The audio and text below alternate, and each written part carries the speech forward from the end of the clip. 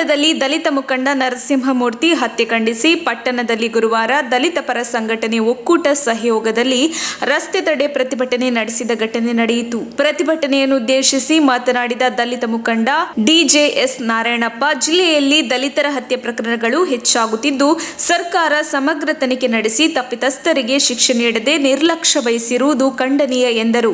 ಪ್ರಗತಿಪರ ಸಂಘಟನೆಯ ಮುಖಂಡ ಪಾಳೇಗಾರ್ ಲೋಕೇಶ್ ಮಾತನಾಡಿ, ಜಿಲ್ಲೆಯ ಗುಬ್ಬಿ ತಾಲೂಕಿನಲ್ಲಿ ಪರಿಶಿಷ್ಟ ಜಾತಿ ಪಂಗಡದವರ ಯುವಕರ ಕೊಲೆ ಪ್ರಕರಣ ಮಾಸುವ ಮುನ್ನವೇ ಗುಬ್ಬಿ ಪಟ್ಟಣದಲ್ಲಿ ಡಿಎಸ್ಎಸ್ ಸಂಚಾಲಕ ನರಸಿಂಹಮೂರ್ತಿ ಹತ್ಯೆ ಖಂಡನೀಯ. ದಲಿತರಿಗೆ ರಕ್ಷಣೆ ನೀಡದ ಗೃಹ ಸಚಿವರು ರಾಜೀನಾಮೆ ನೀಡಬೇಕು ಎಂದು ಒತ್ತಾಯಿಸಿದರು. ದಲಿತ ಮುಖಂಡ ಸಿಕೆ ತಿಪ್ಪೇಸ್ವಾಮಿ, ರಾಜ್ಯ ಸರ್ಕಾರ ದಲಿತರ ಮೇಲಿನ ದೌರ್ಜನ್ಯ ಮತ್ತು ಹತ್ಯೆಗಳನ್ನು ನಿರ್ಲಕ್ಷ್ಯತನದಿಂದ ನೋಡುತ್ತಿದ್ದು, ತಳವರ್ಗದವರಿಗೆ ನೆಲೆ ಇಲ್ಲದಂತಾಗುತ್ತಿದೆ. ಇದು ತುಂಬಾ ಬೇಸರ ತರುತ್ತಿದೆ. ಹಾಗಾಗಿ ಸರ್ಕಾರ ಎಚ್ಚೆತ್ತು ಕೊಲೆಗೈದವರಿಗೆ ತಕ್ಕ ಶಿಕ್ಷೆಗೆ ಗುರಿಪಡಿಸಬೇಕು ಎಂದರು. ಮುಖಂಡ ಕಡಪಳಕೆರೆ ಹನುಮಂತರಾಯಪ್ಪ, ಬಿಜೆಪಿ ಸರ್ಕಾರದಲ್ಲಿ ದಲಿತರಿಗೆ ಸಾಮಾಜಿಕ ಭದ್ರತೆ ನೀಡುತ್ತಿಲ್ಲ. ಕೃತ್ಯವೆಸಗಿದವರಿಗೆ ಶಿಕ್ಷೆ ಆಗಬೇಕು. ಜೊತೆಗೆ ದಲಿತರಿಗೆ ರಕ್ಷಣೆ ನೀಡಲು ವಿಫಲರಾದ ಗೃಹ ಸಚಿವರು ತಮ್ಮ ಸ್ಥಾನಕ್ಕೆ ರಾಜೀನಾಮೆ ನೀಡಬೇಕು ಎಂದು ಒತ್ತಾಯಿಸಿದರು. ಬಿಎಸ್ಪಿ ಮುಖಂಡ ಹನುಮಂತರಾಯ ಮಾತನಾಡಿ, ಮೇಲಿಂದ ಮೇಲೆ ಇಂತಹ ದಲಿತರ ಹತ್ಯೆ ಪ್ರಕರಣ ನಡೆಯುತ್ತಿದೆ. ಇಡೀ ಸಮಾಜದಲ್ಲಿ ಕೋಮು ಗಲಭೆಗೆ ನಾಂದಿ ಹಾಡುತ್ತಿದೆ.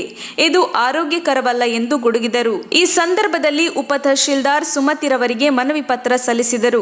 ಈ ವೇಳೆ ಮುಖಂಡರಾದ ವಳ್ಳೂರ್ ನಾಗೇಶ್, ಪೆದ್ದಣ್ಣ, ಚಿನ್ನಮ್ಮನಹಳ್ಳಿ ವೆಂಕಟರಮಣ, ಕನ್ನಮೇಡಿ ಕೃಷ್ಣಮೂರ್ತಿ, ಕಡಮಲಕುಂಟೆ ಹನುಮಂತರಾಯ, ನರಸಿಂಹಪ್ಪ, ಕೋಟಗುಡ್ಡ ಪದ್ಮ, ಕವಿತಾ ಮುಂತಾದವರಿದ್ದರು. ವರದಿ ರಾಮಪ್ಪ, ಸಿಕೆಪುರ, ಪಾವಗಡ. ತುಮಕೂರು ಜಿಲ್ಲೆಯಲ್ಲಿ ಇವತ್ತಿನ ದಿನ ಗುಬ್ಬಿ ತಾಲೂಕಿನಲ್ಲಿ ಒಂದು ಭೀಕರವಾದಂತಹ ಒಂದು ಕೊಲೆ ನಡೆದಿದೆ. ಅಲ್ಲಿ ಈಗಾಗಲೇ ಅದೇ ಗುಬ್ಬಿ ತಾಲೂಕಿನಲ್ಲಿ 2 ಕೊಲೆಗಳು ನಡೆದಿದ್ದಾವೆ. ಅದು ಮಾಸುವ ಮುನ್ನನೇ ಈಗಾಗಲೇ ಮತ್ತೊಂದು ಕೊಲೆ ಅಲ್ಲಾಗಿದೆಯಪ್ಪ ಅಂದರೆ ಈ ಸರ್ಕಾರದ ಎಷ್ಟು ಮಟ್ಟಿಗೆ ಪರಿಶಿಷ್ಟ ಜಾತಿ ಪರಿಶಿಷ್ಟ ಪಂಗಡದವರ ಮೇಲೆ ಎಷ್ಟು ನಿಗಾ ವಹಿಸ್ತಾ ಇದೆ ಅನ್ನೋದಕ್ಕೆ ಇದು ಒಂದು ಕಾರಣ. ಈ ಒಂದು ಕೊಲೆಯನ್ನು ನಾವು ಪ್ರಗತಿಪರ ಸಂಘಟನೆಗಳ ಮುಖಾಂತರ ಇದನ್ನು ಖಂಡಿಸ್ತಾ ಇದ್ದೀವಿ. ಇದು ಮಾನವೀಯತೆ ಇಲ್ಲದಂತಹ ಒಂದು ಸರ್ಕಾರ. ಯಾಕಪ್ಪ ಅಂದರೆ ಈಗ 2 ಕೊಲೆಗಳಾಗಿ 3 ತಿಂಗಳಾಗಿಲ್ಲ, ಅದ ನಂತರ ಇನ್ನೊಂದು ಕೊಲೆ ಬರ್ಬರವಾಗಿ ದಲಿತರನ್ನ ಹತ್ಯೆ ಮಾಡ್ತಾ ಇದ್ದಾರಪ್ಪ ಅಂದರೆ ಎಂಥ ಸರ್ಕಾರದ ಒಂದು ನಿಲುವು. ಅದರಲ್ಲಿ ಈಗ ನಾವು ನೋಡಬೇಕಾಗಿರೋದು ಏನು, ಗೃಹ ಸಚಿವರು ಈಗ ಈ ಜಿಲ್ಲೆಯ ಉಸ್ತುವಾರಿ ವಹಿಸ್ಕೊಂಡ ಮೇಲೆ ಇದೆಲ್ಲ ನಡೀತಾ ಇದೆ. ಇದು ಎಷ್ಟರ ಮಟ್ಟಿಗೆ ಸರಿ? ಅವ್ರಿಗೇನು ಅನ್ನಿಸ್ತಾ ಇಲ್ವಾ? ಪರಿಶಿಷ್ಟ ಜಾತಿ ಪರಿಶಿಷ್ಟ ಪಂಗಡದವರು ಅವ್ರ ಜೊತೆಗಿನ ಒಟ್ಟೊಟ್ಟಿಗೆ ಅವರಿಗೆ ಒಂದು ಏನು ಸರ್ಕಾರ ರಕ್ಷಣೆಯನ್ನು ನೀಡ್ತೀವಿ ಅಂತ ಒಂದು ಕಡೆಗೆ ಹೇಳ್ತಾರೆ, ಒಂದು ಕಡೆಗೆ ಅವ್ರನ್ನ ಸಾಯಿಸ್ತಾ ಬರ್ತಾ ಇದ್ದಾರೆ. ಇದ್ರ ಯಾವ ಮಟ್ಟಿಗೆ ಇದು ಮಾನವ ಕುಲವನ್ನೇ ತಲೆ ತಗ್ಗಿಸೋ ಅಂತ ಕೆಲಸ ಆಗ್ತಾ ಇದೆ. ತುಂಬ ಖಂಡನೀಯವಾದಂಥ ಕೆಲಸ. ಯಾಕಪ್ಪ ಅಂದರೆ ಈಗಾಗಲೇ ತುಮಕೂರು ಜಿಲ್ಲೆ ತುಂಬ ಶಾಂತಿ ರೀತಿಯಲ್ಲಿದ್ದದ್ದು ನಾವು ನೋಡಿದ್ದೀವಿ. ಆದರೆ ಇವರು ಯಾವಾಗ ಗೃಹ ಸಚಿವರು ಈ ಉಸ್ತುವಾರಿ ಸಚಿವರಾಗಿ ನಮಗೆ ನೇಮಕ ಆದರೂ ಅಲ್ಲಿಂದ ತುಂಬ ಎಲ್ಲೆಲ್ಲಿ ಪ್ರತಿಯೊಂದು ಹಳ್ಳಿಯಲ್ಲಿನೂ ದೌರ್ಜನ್ಯ, ದಬ್ಬಾಳಿಕೆ ಮತ್ತೊಂದು ಎಲ್ಲ ಕಡೆಗೂ ನಡೀತಾ ಇದೆ.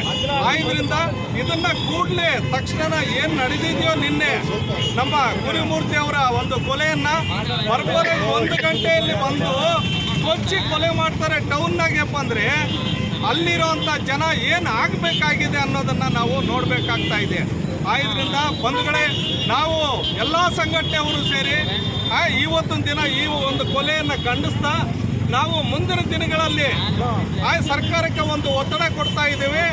ಈ ಕೊಲೆಯನ್ನು ಮಾಡಿರೋಂಥ ಯಾರೇ ಆಗಿದ್ರು ಅವ್ರನ್ನ ತಕ್ಷಣ ಬಂಧಿಸಬೇಕು. ಬಂಧಿಸಿ ಕೂಡಲೇ ಕಾನೂನು ರೀತಿಯಲ್ಲಿ ಕ್ರಮ ಜರುಗಿಸಬೇಕು. ಮತ್ತು ಏನು ಆ ಕುಟುಂಬಕ್ಕೆ ರಕ್ಷಣೆಯನ್ನು ನೀಡುವಂಥ ವ್ಯವಸ್ಥೆ ಮಾಡಬೇಕು.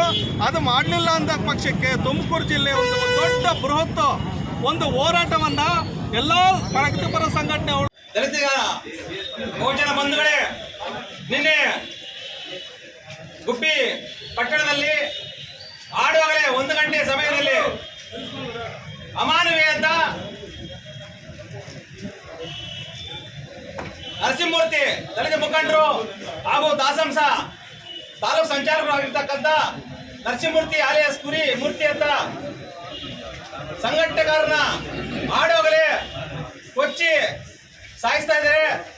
ಆದರೆ ಇನ್ನ ಒಂದು ತಿಂಗಳು ಮಾಸಿಲ್ಲ, ಬೆತ್ತನಹಳ್ಳಿ ಮತ್ತು ಮಂಚಲದೊರೆಯಲ್ಲಿ ಪರಿಶಿಷ್ಟ ಜಾತಿ ಯುವಕ ಮತ್ತು ಪರಿಶಿಷ್ಟ ಪಂಗಡದ ಯುವಕರನ್ನ ಆಡೋಗಲೇ ಸಾಯಿಸಿದ್ರು. ನಿನ್ನೆ ಅದೇ 15/6/2022ರಂದು ನಿನ್ನೆ ದಲಿತ ಮುಖಂಡರನ್ನ ಸಾಯಿಸಿದ್ದಾರೆ. ಆದರೆ ಈ ಕೋಮು ದಳ್ಳೂರಿ ಸರ್ಕಾರ, ಕೋಮುವಾದಿ ಸರ್ಕಾರ, ಬಿಜೆಪಿ ಸರ್ಕಾರ ಎಷ್ಟು ದಲಿತರ ಮೇಲೆ ದೌರ್ಜನ್ಯ ನಡೀತಾ ಇದೆ ಅಂತ ಅರಗ ನಾರಾಯಣ ಅವರು ಜಿಲ್ಲಾ ಉಸ್ತುವಾರಿ ಮತ್ತು ರಾಜ್ಯದ ಗೃಹ ಸಚಿವರಾಗಿದ್ರು ಸಹ ಅವ್ರು ಬಂದ ಮೇಲೆ ಸರಣಿ ಹತ್ಯೆಗಳು ನಡೀತಾ ಇದ್ದಾವೆ. ಆದರೆ ಕಿಂಚಿತ್ತು ಅವ್ರಿಗೆ ದಲಿತರನ್ನ ಕಾನೂನು ಸುವ್ಯವಸ್ಥೆಯಲ್ಲಿ ಕಾಪಾಡಬೇಕಂತ, ರಕ್ಷಣೆ ಕೊಡಬೇಕಂತ ಮಾನವೀಯತೆ ಇಲ್ಲ, ಜ್ಞಾನ ಇಲ್ಲ. ಇಂಥವರು ಈ ಜಿಲ್ಲೆಯ ಉಸ್ತುವಾರಿ ಮತ್ತು ರಾಜ್ಯದ ಗೃಹ ಮಂತ್ರಿಗೆ ಅನ್ಯಾಯಕ್ಕಂತ ಹೇಳ್ತಾ ಭ್ರಷ್ಟ ಸರ್ಕಾರ, ಕೋಮು ಸರ್ಕಾರ ರಾಜ್ಯ ಮತ್ತು ಕೇಂದ್ರ ಸರ್ಕಾರದಿದ್ದು ಪರಿಶಿಷ್ಟ ಪಂಗಡದವರಿಗೆ ಮೋಸ ಮತ್ತು ಅನ್ಯಾಯ, ದೌರ್ಜನ್ಯ, ದಬ್ಬಾಳಿಕೆ ನಡೀತಾ ಇದೆ. ಅದಕ್ಕೆ ಸೂಕ್ತ ರಕ್ಷಣೆ ಇಲ್ಲ. ಕುರಿ ಮೂರ್ತಿ ಮತ್ತು ನರಸಿಂಹಮೂರ್ತಿ ಆಗಿರ್ತಕ್ಕಂಥ ಅವ್ರಿಗೆ, ಅವ್ರ ಕುಟುಂಬಕ್ಕೆ ಸೂಕ್ತ ರಕ್ಷಣೆ ಕೊಟ್ಟು ಇಡೀ ದಲಿತರಿಗೆ ನ್ಯಾಯ ಕೊಡಬೇಕು. ಇವ್ರನ್ನ ಸಂಪುಟದ ಕೈ ಬಿಡಬೇಕು ಮತ್ತು ಇಲ್ಲಾಂದ್ರೆ ಅವ್ರಿಗೆ ಶಾಸಕ ಸ್ಥಾನಕ್ಕೆ ಸಹ ರಾಜೀನಾಮೆ ಕೊಡಿಸ್ಬೇಕಂತ ಮಾನ್ಯ ರಾಜ್ಯದ ಮುಖ್ಯಮಂತ್ರಿಗಳಲ್ಲಿ ಮನವಿ ಮಾಡ್ತಾ ಇದ್ದೀವಿ. ಇಲ್ಲವಾದ್ರೆ ಈ ಕೋಮುವಾದ ಸರ್ಕಾರವನ್ನ ಮುಂದಿನ ದಿನಗಳಲ್ಲಿ ಎಲ್ಲ ಅಹಿಂದ ವರ್ಗದವರು ಏನಿದ್ದಾರೆ, ಪರಿಶಿಷ್ಟ ಜಾತಿ, ಪರಿಶಿಷ್ಟ ಪಂಗಡ ಮತ್ತು ಹಿಂದುಳಿದ ವರ್ಗ ಜನತೆ ಧಿಕ್ಕರಿಸಿ ಸರ್ಕಾರವನ್ನ ಮನೆ ಕಳಿಸರಲ್ಲಿ ಸಂದೇಹವಿಲ್ಲ. ಮುಂದಿನ ದಿನಗಳಲ್ಲಿ ಇಡೀ ಜಿಲ್ಲೆಯಾದ್ಯಂತ ಉಗ್ರ ಹೋರಾಟ ಮಾಡ್ತಾ ಬಂದ್ ಕಾಲ್ ಮಾಡಲಾಗುತ್ತೆ ಅಂತ ಈ ಮೂಲಕ ಎಚ್ಚರಿಕೆಯನ್ನು ಸರ್ಕಾರಕ್ಕೆ ನೀಡ್ತಾ ಇದ್ದೀವಿ. ಬರಬರವಾಗಿ ಹತ್ಯೆ ಮಾಡಿದ್ದಾರೆ. ಈ ಹಿಂದೆನೂ ಸಹ ಗುಬ್ಬಿ ತಾಲೂಕಿನಲ್ಲಿ ಪರಿಶಿಷ್ಟ ಜಾತಿ, ಪರಿಶಿಷ್ಟ ಪಂಗಡದ ಯುವಕರವರನ್ನ ಹತ್ಯೆ ಆಗಿತ್ತು.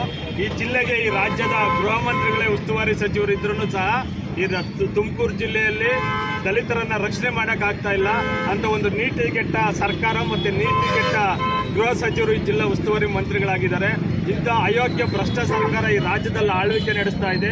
ಇದೇ ರೀತಿ ದಲಿತರ ಮೇಲೆ ದೌರ್ಜನ್ಯ, ದಬ್ಬಾಳಿಕೆಗಳ ಹತ್ಯೆಗಳು ಮುಂದುವರೆದ್ರೆ ಮುಂದಿನ ದಿನಗಳಲ್ಲಿ ಬಿಜೆಪಿ ಸರ್ಕಾರಕ್ಕೆ ತಕ್ಕ ಪಾಠವನ್ನು ದಲಿತ ಪರ ಸಂಘಟನೆಗಳು, ಪ್ರಗತಿಪರ ಸಂಘಟನೆಗಳು ಮಾಡ್ತೀವಿ ಅಂತ ಹೇಳ್ತಾ ಬಿಜೆಪಿ ಸರ್ಕಾರಕ್ಕೆ ಮತ್ತು ಈ ರಾಜ್ಯ ಸರ್ಕಾರಕ್ಕೆ ತಕ್ಕ ಉತ್ತರವನ್ನು ಕಳಿಸಿ ಮುಂದಿನ ಚುನಾವಣೆಗಳು ಅಂತ ಹೇಳ್ತಾ ಈ ಒಂದು ಪ್ರಗತಿಪರ ಸಂಘಟನೆ